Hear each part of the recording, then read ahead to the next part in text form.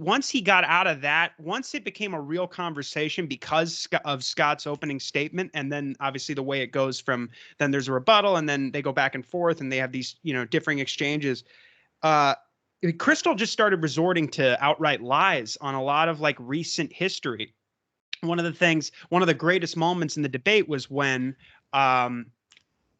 he basically was saying that I guess he was obscuring the reasons we were attacked on 9/11. Even if you go by the official story, then we were attacked because of the bases in Saudi Arabia, the dual containment strategy of Iran and Iraq, our support for Israel and their occupations in Palestine and in southern Lebanon, as well as the sanctions and the embargo and the bombings of Iraq. And so when he put that to Kristol basically denied it. And there's a great moment where Scott says to him, well, you obviously don't know what you're talking about. And he goes, have you ever read Lawrence Wright's, I think he said, The Looming Tower, or Terry McDermott's Perfect Soldiers? And he goes, look, the Hamburg cell, the lead hijackers, Muhammad Atta signs his last will and testament after Israel launches Operation Grapes of Wrath in April of '96 in southern Lebanon, and notably the Qana massacre takes place, where they kill like over 100 civilians, mostly women and children, and in a UN shelter. And he goes, and that's when he did it. And that's a few months later when bin Laden puts out his first fatwa, declaration of war against Americans occupying the land of the two holy places.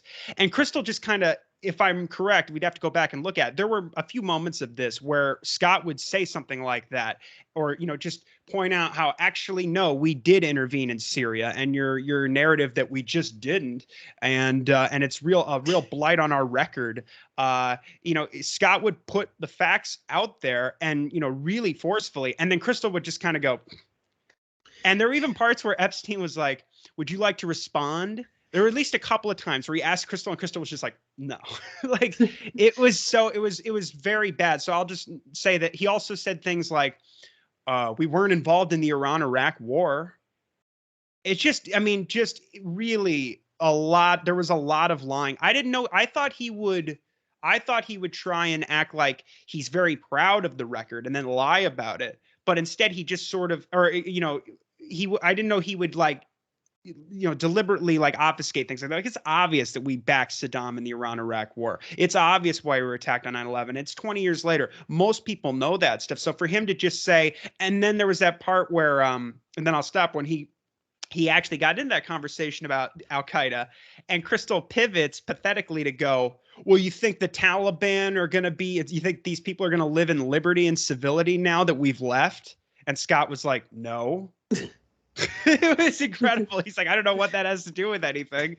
Anyway, those were some of the things I noticed, was just how quickly he had to resort to lying and really just revealed himself to be really not a serious thinker. Certainly not on the level of Scott, because I think this guy comes from a pampered background. Irving Kristol is his father. He's every day of his life, he's been a part of the establishment. And so he hasn't had to work hard. He hasn't been the opinion editor of antiwar.com like Scott or Kyle. So he doesn't read this stuff every day. He doesn't even care, really. I mean, he just needs to know enough to sell the wars he wants. And then they keep bringing him on MSNBC, and he's with that rapper guy. And I don't know what. The liberals think he's like some sort of a nice old man now or something. I have no idea. But yeah, he was not prepared for this at all.